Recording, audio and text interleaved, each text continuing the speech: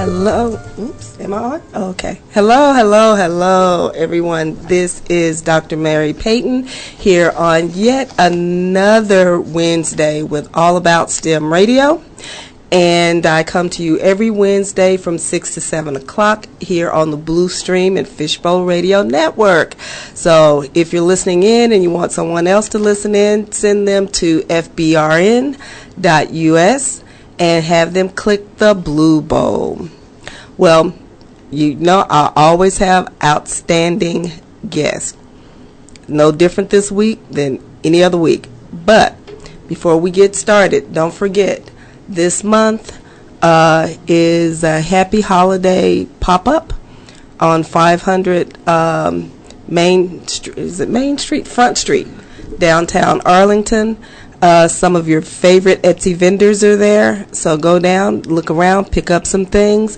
You have candles, you have ceramics, jewelry, all kind of great things out there. But without any further ado, I want to tell you a little bit about my guest today. I have Mr. David and Miss Danita Bailey, founders of Noggin Education and Educational Foundation. And these are two great people. Now, I have to tell you the story about David. I met him a few years ago at a STEAM conference being given by Delta Sigma Theta at the American Airlines Center. And he is a math person. And he was doing a math activity with kids.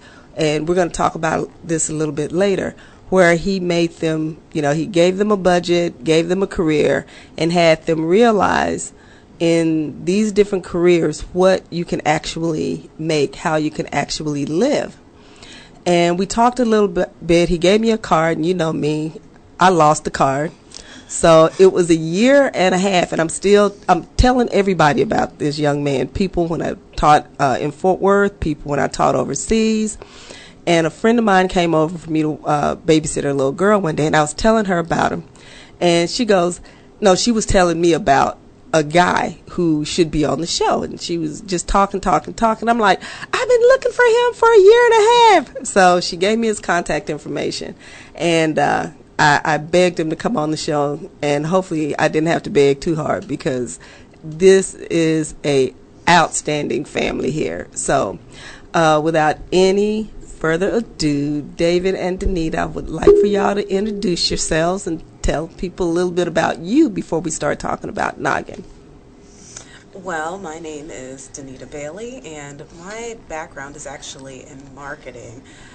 I got a degree in radio television and began to work at as an account executive in a marketing agency here in Dallas. And not long after that, I started a video production business called EI Productions. And I worked for 14 years producing promotional videos, and I met my husband at some point during that time, and he's really how I got into education. All right, and my name is David Bailey. I am the founder of Noggin Educational Coaching. I've been in Dallas-Fort Worth area for, this is 17 years now, and moved here from Pittsburgh, Pennsylvania, where I went to University of Pittsburgh and got a degree in economics and business, and worked in the corporate America world for a few years. Then I left that and moved here to go to graduate school at Dallas Theological Seminary, got my master's in theology to become a teacher. And so it was not as I say, it wasn't the journey that I had planned for myself, but it was divine appointment, working in the classroom with students, and then that eventually led to starting Noggin Educational Coaching, where we work with students all across the Metroplex, helping students become stronger students and develop study skills and work on test prep and all different types of subjects as well. So really excited to be here and ready to go. So David, your background is in mathematics, is that correct? Yeah, so, my major wasn't a math major, but it was a quantitative major. So my economics major and business major used a lot of math, and particularly a lot of applied calculus. And kind of how it all started, I think I told you this a little while ago, is I started working with Delta Sigma Theta sorority, Right. Tutoring young ladies who were pregnant, and they were kicked out of their homes and had nowhere to go, but they were still trying to get their high school diplomas. And so I worked with them to help them to pass their classes, to get ready to go to college if they chose to go on to get higher education. And that was where I really began to have a love for working with students and working particularly in mathematics and helping kids to get a foundation and move on. Then I worked at the University of Pittsburgh as a tutor for a program called Upward Bound, which was a program geared towards African American students who wanted to pursue math and science careers. I guess it was pre-STEM before the word STEM got popular, basically. Yeah. And worked with them and tutored them. Everything from Algebra 1 up, and up with the subjects there. So, I've always had a love for mathematics and enjoying, so my loves are, theology and mathematics. And so I love working with the students and helping them to, get the foundation. And it's been going ever since. Mm. And Ms. Danita. Yes. So, what did you do before you came into Noggin full time?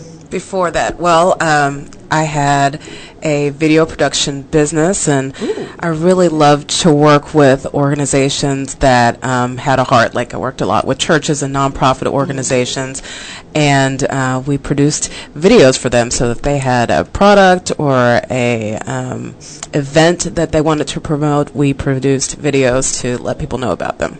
Okay. All of that still runs in together. No wonder y'all work so well hand in hand. So, tell us, before we get into Noggin, David. Yes.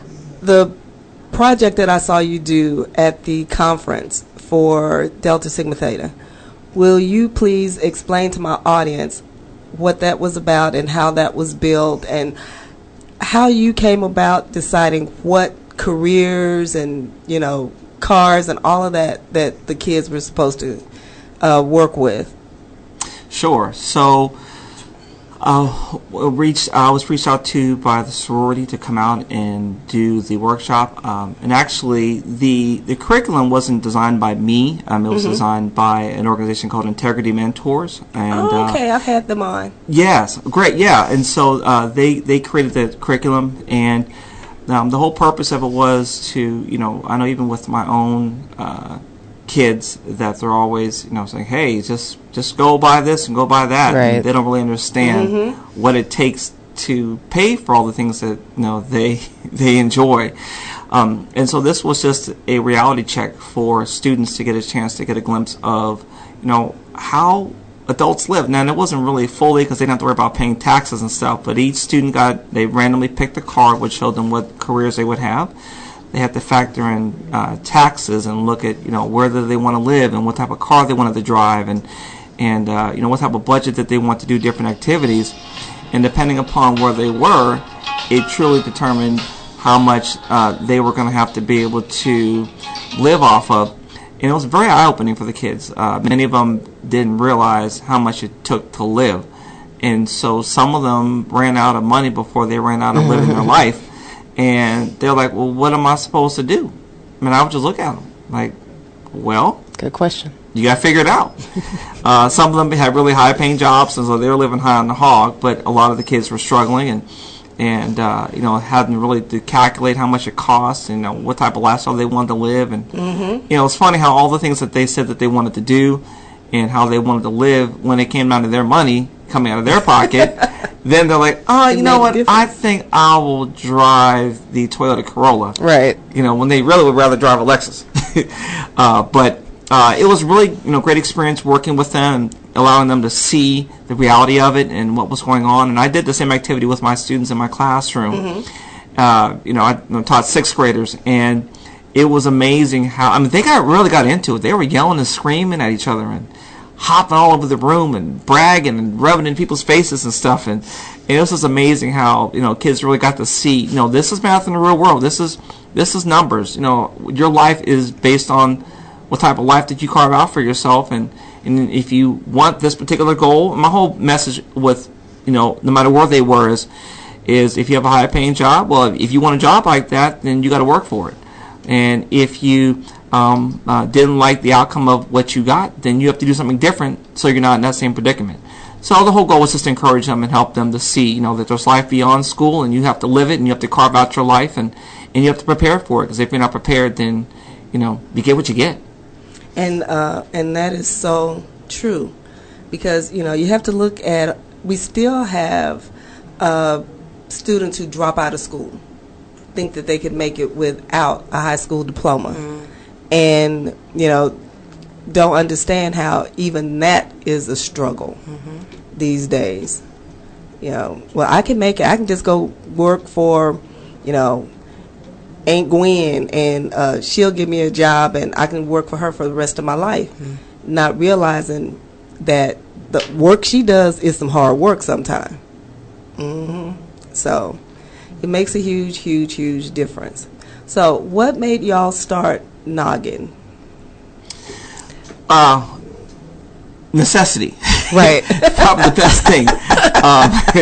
So I had been teaching for a couple years in the classroom, and we were just starting our family and looking at our expenses go up and up and up, and looking at the price of diapers and all those other things. And so you know what? We need to supplement our income from what we're doing. And my wife had kind of transitioned at that time more to being at home, and so the burden was on me primarily. And so we started Noggin Educational Coaching, which I'm grateful for, because I wanted to call it David's Tutoring Services. That's what you were calling it. Yeah, he was just kind of tutoring on the side, and one summer I said, why don't we turn this into a full-fledged business? And that was how Noggin kind of came about. We started the website and built the logo and all those things right there in our living room. Yeah. So I'm glad I listened to my wife.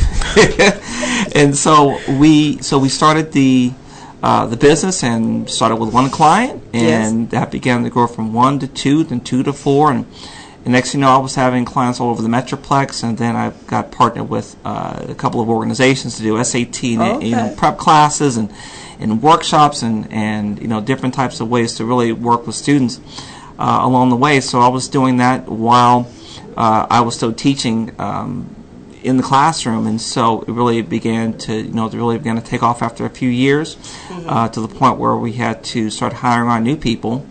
But we still had a passion for, from my classroom experience, I saw two different types of students. We saw students from low socioeconomic backgrounds that were really struggling academically. Schools they were short on resources. And even what we say is our story with the foundation is when I first started teaching, my very first job, my school supplies, I got one ream of paper. Oh, I remember you saying that one day. For the semester. To teach how many students? I taught 125 kids a day. Right. And that's all they gave me.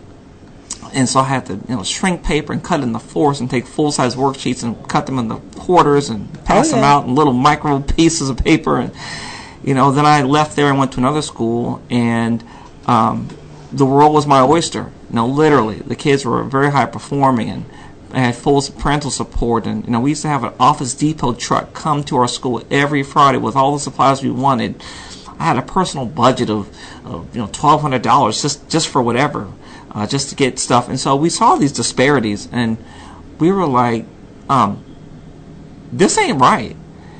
And so this is kind of where, and I'll let my wife take over from here, this is where the spark to start the foundation began. Yeah, so I was watching him all these years deal with the different types of students, and as he mentioned, the disparities between kind of the haves and the have-nots. And, I realized there was really no difference in the students. Right. That there's not less giftedness or talent or purpose in the lower income neighborhoods than there were in the higher income neighborhoods where we were doing a lot of the tutoring and where his school was actually. But there was a vast difference in resources. And that was really where I felt God put on my heart that we needed to do something. We could and should do something about it, and that was when I kind of got tapped on the shoulder to start Noggin Educational Foundation so that we could provide resources and services to kids from low-income neighborhoods. Well, what you've got to look at is, a lot of those kids probably by coming to y'all have made the decision to continue their education, not only from middle school, but middle school to high school to college, even, going to TCC, learning a trade, whatever. Because a lot of those kids may not have gone as far as they've gone without that additional support that they're getting from Noggin. So tell me a little bit, what are the programs that Noggin provides, or the tutoring? Okay, so we wanted to, one of my biggest frustrations I saw with kids, and it didn't matter what school I went to, no matter, what the background was, rich or poor, is that many kids just don't know how to study. And that many kids were just, I like to say, just a hot mess, backpacks just a mess, and they didn't know if they were coming or going. They didn't know, when assignments were due, and they'd argue back and forth with me and all. And so I saw all this stuff, about their needs, and so we just decided, I decided, I got to do something about this. And so the bedrock of what we do with Noggin is to work on developing foundational study skills. Many kids don't know how to take notes. They don't know how to manage their time. They don't know how to get themselves organized. They don't know how to effectively be a test taker. And so our model is that we come in with students, sit down and identify what their needs are. We identify their learning styles. Then we do an assessment on how they manage their time, how they get organized, time waster surveys to see, how they, when they get home at night, because, a lot of the battle is when kids get home, is it's not just are they doing their homework, but who's holding them accountable to getting their stuff done they need to get done. And so a lot of kids don't have that accountability. It might just be, hey, did you do your homework? Yes. Great. No. Okay, get it done. And then parents just kind of move on. And so we want to provide a model to help parents give them a foundation so they can come alongside their child and show them how to work with their child, whether they know the content or not. It's just how to work with their child to get them the foundation that they need. And so we began to work with students on that level. Then that led to also going into SAT classes. And we also work with core content as well. So whether it's working with the foundation, students through the foundation, or students through Noggin Educational Coaching, that every child's getting the same foundational tools. So that, if they're a visual learner, we're going to give them tools on how to study based upon, them being, because I'm a visual learner. If I don't see it, it's very hard for me to remember it. So whether visual, auditory learners or tactile, kinesthetic learners, we want to show families and the students how to work, because sometimes the teachers teach a particular way and they may not be flexible in how they teach. So we want to showcase no matter how the teachers teach, no matter what's going on at home, that they can be successful when we give them those foundational tools to get there. So that's one part of what we do, but we do a lot of other things too. Right, and with the foundation, we have 4 core programs. We only serve students that come from low-income families, so basically students that qualify for the free and reduced lunch program at their school, or students that qualify for the foundation programs. And so our 4 core programs meet their needs. We have SPARK, which stands for Summers Producing Academically Ready Kids, and this is a 6-week math and reading program where we do fun, hands-on activities. It's summertime. We're competing with the Xbox and with TV and all the other things that they need, that they want to do more than learning a lot of times. Sports camps. Exactly. So what we do is we try to trick them into learning by giving them fun activities and games and things to do, lots of hands-on activities. So we work with them for an hour a day, 3 days a week. We work at a low-income apartment complexes, and as well we work at a large church downtown. And that's a 6-week program. And then we do the educational coaching, which is what he's already discussed. We also have a program called Aspire, and Aspire works with just high school students. And what we do is we connect them with a professional really in any field, but this person serves as a personal guidance counselor, basically, so that if they want to go to college or if they should go to college or technical school, that don't fall through the cracks. So we answer questions like, what are the kind of things that you're interested in, help them kind of hone that, figure out what it is that they need to do as far as preparing for SAT classes and SAT tests and ACT tests and things like that, and just really prepare them so that they can reach the goal of school after secondary school. And we also have a program called Homework Heroes, and what we do is we go to low-income apartment complexes, and a lot of times these apartment complexes already have a built-in program where they feed them after school, because some of these students are food insecure.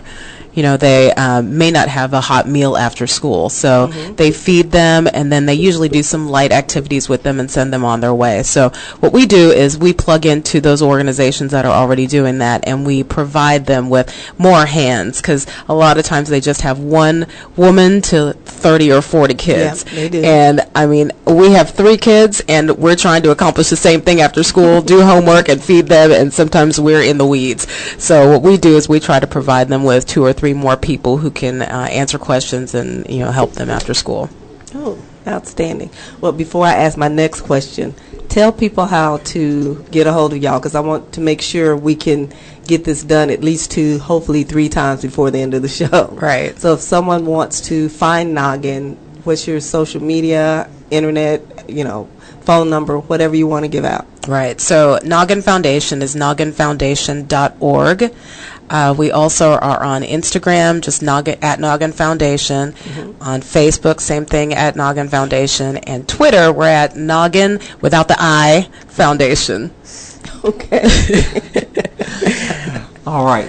So for me, you can go to our new and improved website. That's noggineducation.com. On there, we have a blog. There's a free parent download.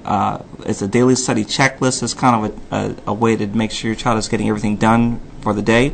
And I also have on there a free ebook that I've written for parents called Beyond Homework.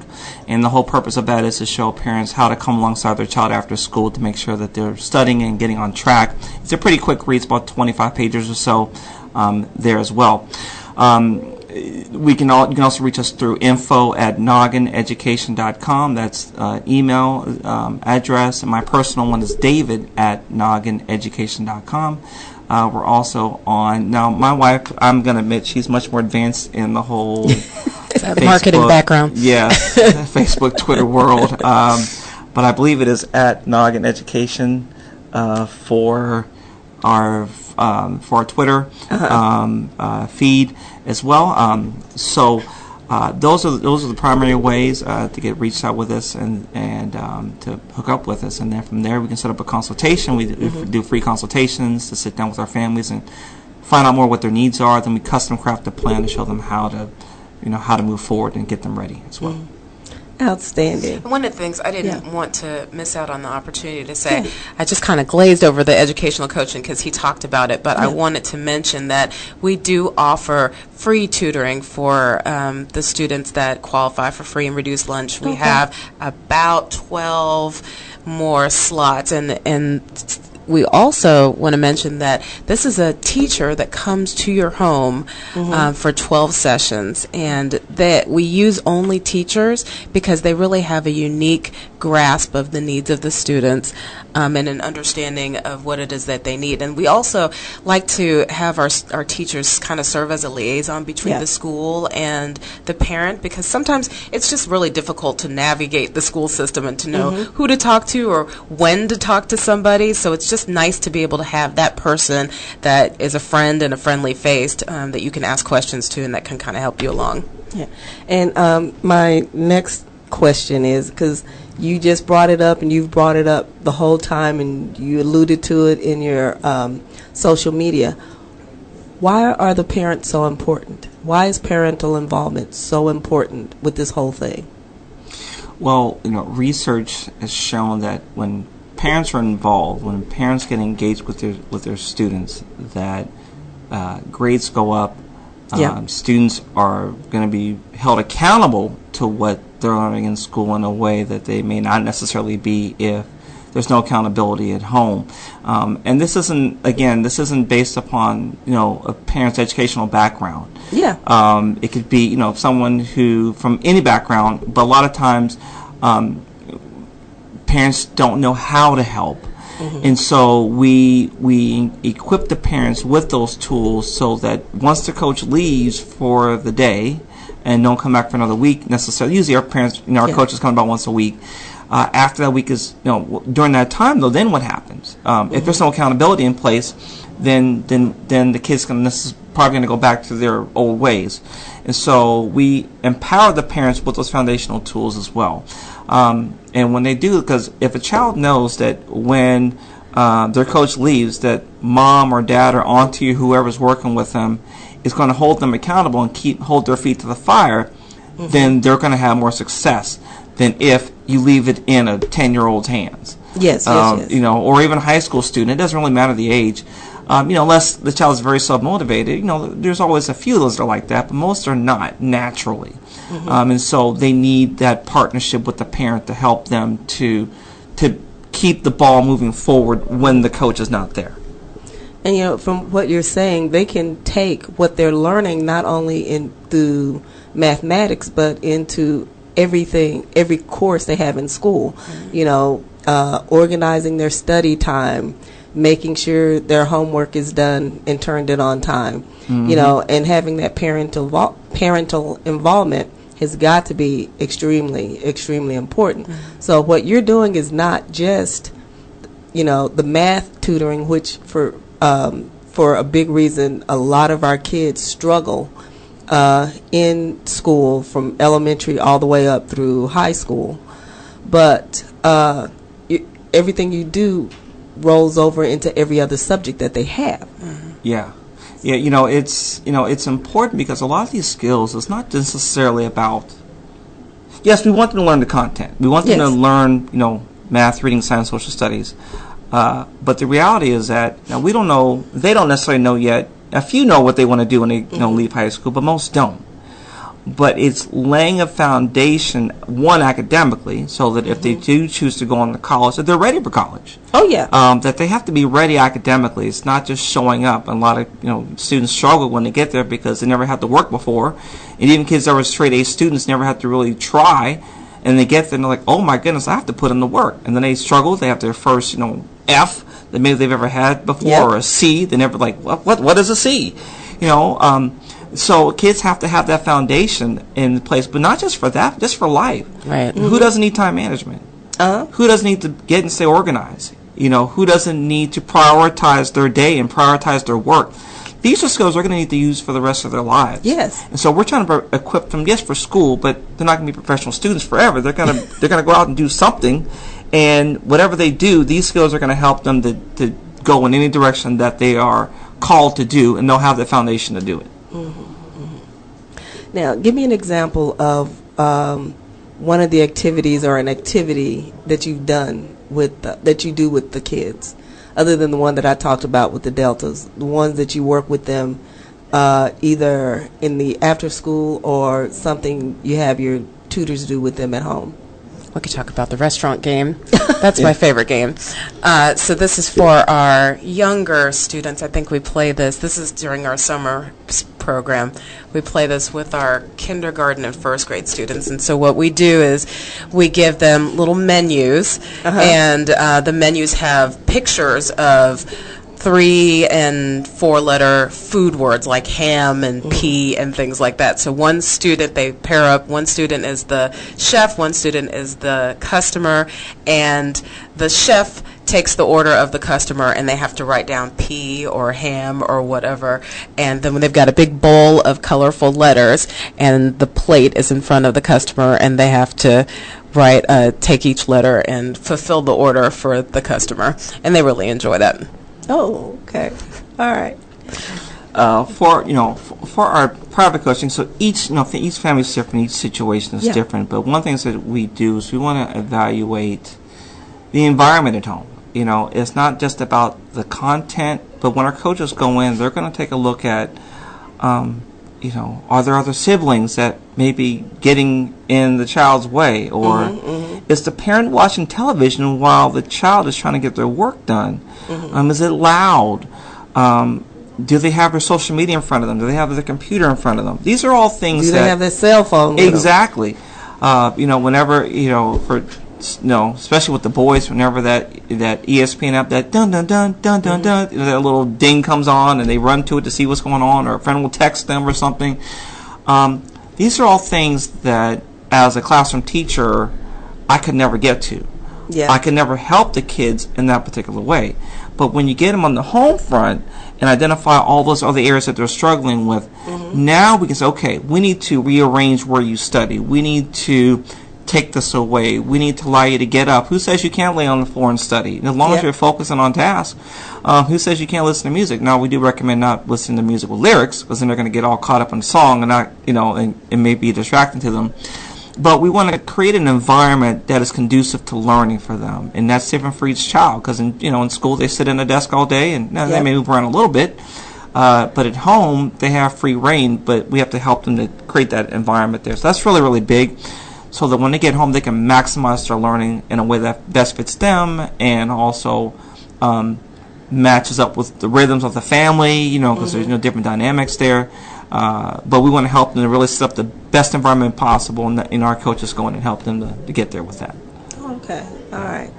So what have some of your success stories been? Well, we have several students. We just started the tutoring a couple of years ago, or really last year, actually, now that I think about it. And with the foundation. With the foundation. Oh, I'm sorry, yeah. And we had one student who the mom said that he was really having difficulty with reading. And after his coach worked with him, she said that she went to school and was just observing him at school, and she said that she was listening to him. He was having a much easier time reading, that he wasn't skipping, or he wasn't stumbling over words and not knowing what he was doing, and that was only after about a month of working with her coach. Oh. Outstanding. Yeah. I mean, don't get me wrong. I have two boys of my own, and my oldest, I did have to get a math tutor for when we lived in San Antonio. And, I mean, it takes a person, the right person to really work with these kids. This young man, he was a student at UTSA, and I don't think I could have found a better person. So the people that you have tutoring for you, your coaches, tell me a little bit about them, and if you want to give a shout out to anybody, please feel free to do so. Absolutely. Matthew.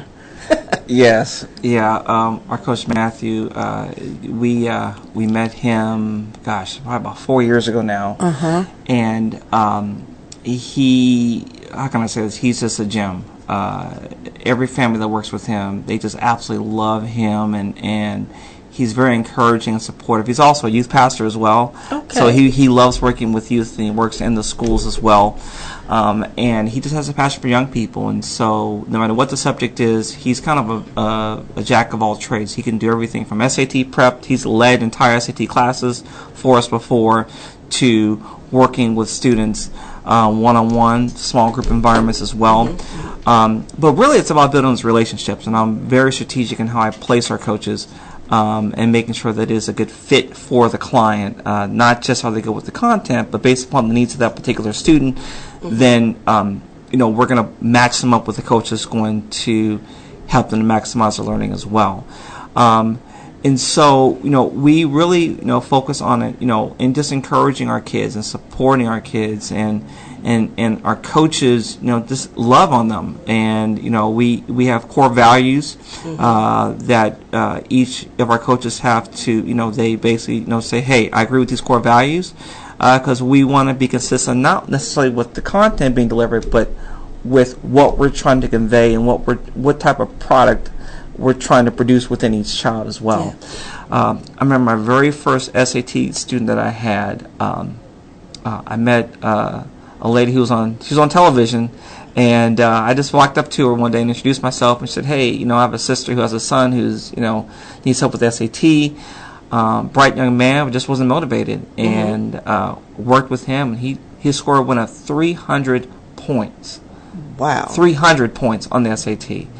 And that drive came from me out of, my struggles with the SAT in high school. And I didn't have a bad score, but I realized I didn't really know how to take that test. Exactly. Right. And there really is a game. And if you don't know the rules of the game, you're not going to be successful. And so over the years, as I have really learned how to work with kids and see them become more strategic in how they attack the test, we're seeing the results that that it takes for success as well. But there's also just a psychological aspect of it as well. Working with test anxiety, because we've had kids who've done well in practice tests, killing it, and then when they take the real test, their score is much lower than what the real test was. So it's like, okay, so there's more to it than just the content, but it's also dealing with the psychological aspect of test taking as well. 'Cause a lot of kids get nervous. Yeah. A lot of kids may not necessarily be good test takers, so we want to help them to kind of ease the stress, ease their anxiety, so when they walk into a test, they're confident, one, with what they know, but then two, confident how to attack that test, because a lot of kids don't necessarily know how to. And that is extremely important, because all of our kids in public school, also in the private schools that I've taught at, and in the international American schools that I've taught at, they take the PSAT and the SAT. But there's one thing that doesn't happen after they take those tests. No one ever really explains to them what their scores were about. And, I found myself reading upon those test scores and being able to sit down with a class and explain, okay, you did this, this is what this level means, and so on and so forth. Because beyond giving them their scores, they're never really explained what that score is about or how to improve their score. Exactly. And I found out when I was in South Korea, and I found this very strange. I was told, and I'd never realized this, there's a pattern to, especially the math portion of the test, because a lot of our students at my school did extremely well on the math portion. That helped in getting them a high score. They said they learned the patterns of how to take the test. And teachers, math teachers, were very, very in tuned on that portion of the test. Now, can you give me a little bit of information of, how do you feel about that? Are there patterns? Are there, little, not tricks, but... Oh, no, they're tricks. Okay. Oh, yeah, I'll tell you, yeah. So, the way most people take any test is they take it linearly. In other words, they'll start with question 1, and they'll go through to question 30 or question 15 or whatever it is for that particular test. That is not a way to take a math test, and here's why. Because a lot of students, there are different students have different levels of comfort based upon the level of difficulty of the question. And so what will happen is that a student will go through and answer questions that may take up more of their time, especially on like these, the state exams and SAT. They have 30 minutes to answer 40 questions. You have to read the question, you have to process the question, you got to understand what the formula is to use, you have to do the computation, then you have to find the right answer and eliminate all the wrong ones, all within 30 to 45 seconds, 60 seconds at the most for any given problem.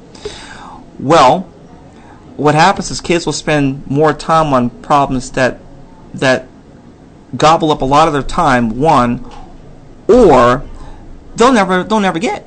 The reality is some problems, because kids get stuck. I'm going to solve this problem. I'm going to show them. They're wasting 5 minutes on a problem.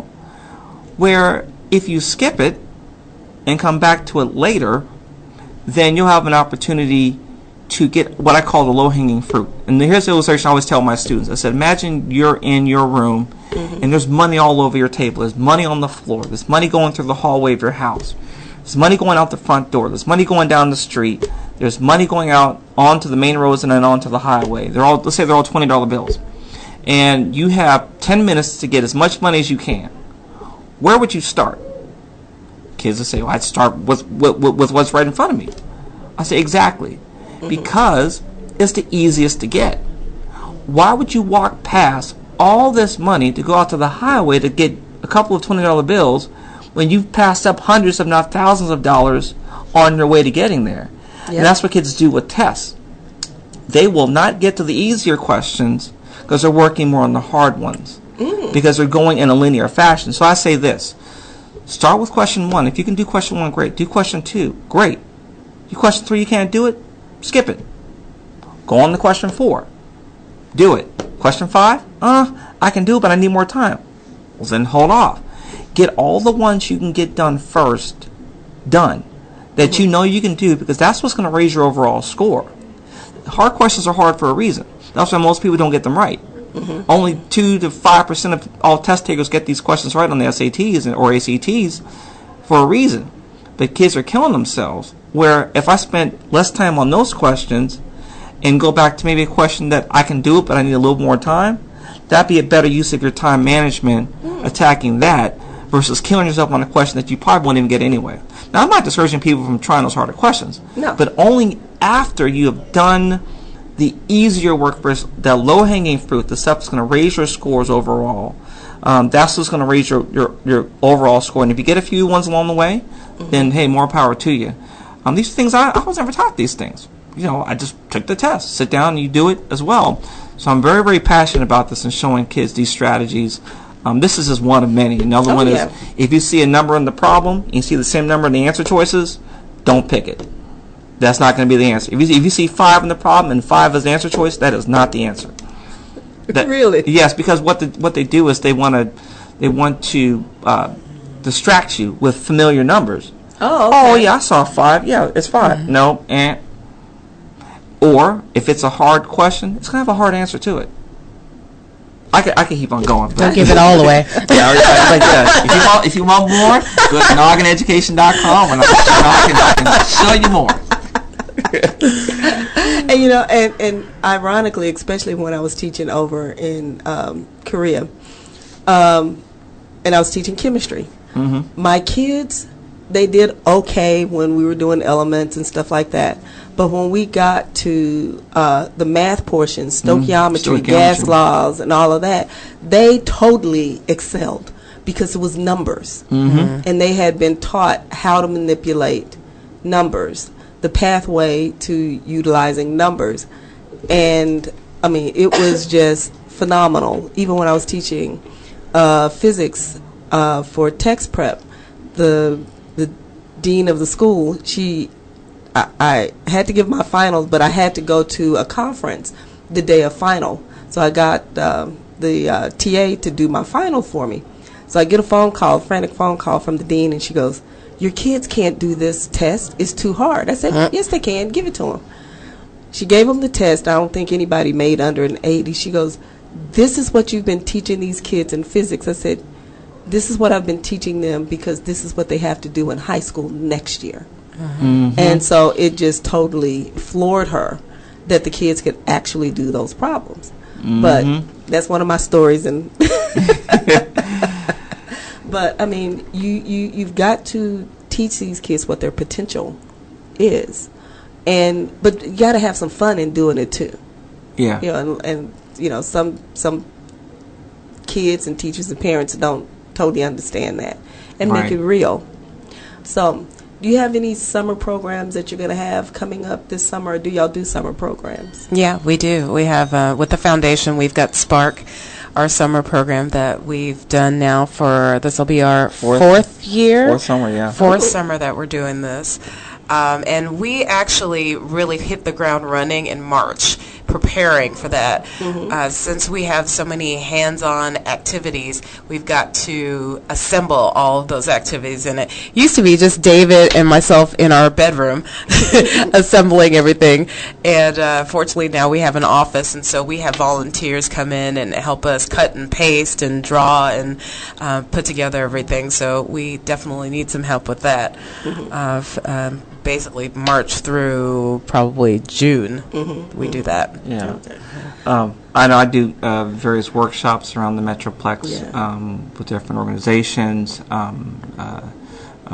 PTA organizations, reaching out to them, churches, going in and just showing parents at a foundational level how they can partner with their kids as well. We do our private coaching, and then test prep becomes a big surge over the summer as well, because students are trying to get ready for the fall. There's a couple ways you can attack test prep, focusing on content only, focusing on strategy, and then a combination of the two. And so parents that are forward thinking, they say, hey, test is 6 months out, I want to start working with my child now. They're being proactive because they realize that there's they need to work with their child as well.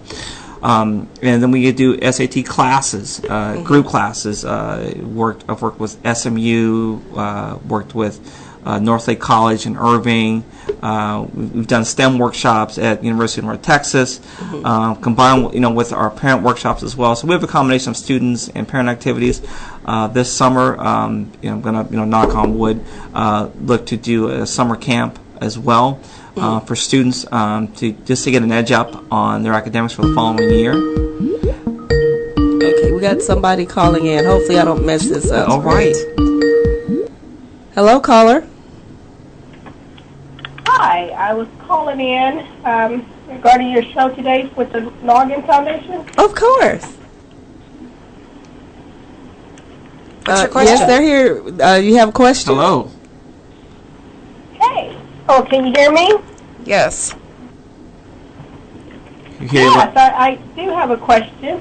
I kind of got knocked off, so I can't hear the stream. So definitely was interested in kind of what the Noggin Foundation, as far as how they are able to work with the school districts and what they're doing to help the students that that need that extra help. I know that being in the school, I have students who struggle as far as getting information and having resources outside of the school. And so I was just trying to see what it is that they can do to help the students in the school when it comes to some tutoring.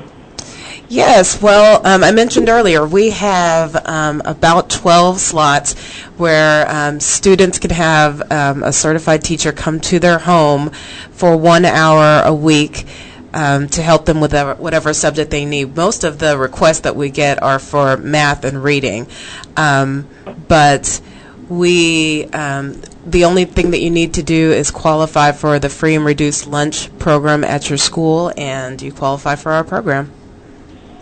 Oh. Now, and how do we get in touch with your organization? Go to nogginfoundation.org. You can also email me at info@nogginfoundation.org. So that's info@nogginfoundation.org? And we're also on social media. We're on Facebook and Twitter and Instagram at Noggin Foundation. Do you also kind of track like the students that you're helping to see how they the service that you're providing them, what difference it's making for them in the classroom, or to see kind of if there's any results? Yeah, we actually work with the students and get their report cards and make sure that they're improving and see where they're still struggling and adjust as needed so that we can make sure that they have success. Now, how with the students that are struggling, if some of them may have some maybe special needs as far as learning disabilities, how do you work with them when it comes to those who struggle a little bit more academically? Yeah, and actually I was getting ready to mention this. We have just recently entered into the special needs area with our own sons. We have one that has just been diagnosed with autism, and we have one that's been diagnosed with anxiety. And we have had to have meetings at the school to help them and make sure that their issues are not causing problems with their learning in their school. And so we're going to have a podcast in January with a behavioral therapist, with the department chair of a special education department at a high school in Arlington, and with the vice principal in Mansfield, and she has extensive experience in special education. And I just know, David and I were so new to all of this, just understanding the terms, understanding our rights, understanding what it is that we needed to make sure that our sons had the help that they needed. And so we decided to do this podcast with some experts to kind of answer questions so that parents know what they need to make sure that their children are getting serviced at the school. So that'll be happening. If you want to sign up for our newsletter, you can make sure that you get information so that you know about our podcast. Again, go to nogginfoundation.org, and you can do that. Well, that sounds great. I'm always trying to find ways to help, even my students, but to help other people's students and the things that you're offering. I think that's great. How do you get the funding for the organization? Right. We are completely privately funded, and right now we're actually doing an Adopt an Angel program for the month of December, and we're asking people to donate anywhere between $30 and $1,000, and that money would go towards books and tutoring and other resources for our students. And can I get to that website to be able to donate on the website that you gave me as well? I can donate through there? Absolutely, nogginfoundation.org. Okay. We have about 30 seconds before we have to sign off, but caller, thank you so much for calling in. We so appreciate it. Hopefully this was helpful to you and helpful to whomever you are working with. Yes, absolutely. I appreciate you opening this up for this information, because it gives me some help as far as to provide that with the students and parents too. So thank you so much. Okay, bye-bye. Thanks for calling. Thanks for calling. All right. Oops. Danita and David, I want to thank y'all for coming, and send me any links that you want me to post on All About STEM Radio on the Facebook page and my Instagram. I haven't done Twitter yet because I have my son hasn't got convinced that Mama needs Twitter.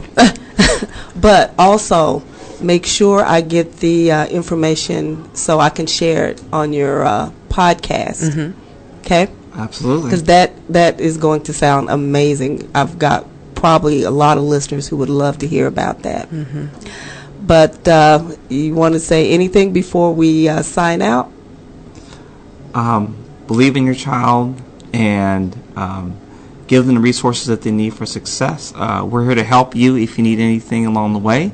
Again, noggineducation.com is the best way to get in touch with the business side, and nogginfoundation.org on the foundation side if you need help as well. Okay. Well, ladies and gentlemen, this has been All About STEM Radio. I'll be here again next week from 6 to 7 on Wednesday. I have to make sure I say that, in the Blue Stream, and we will have another outstanding guest. So until next week, bye-bye.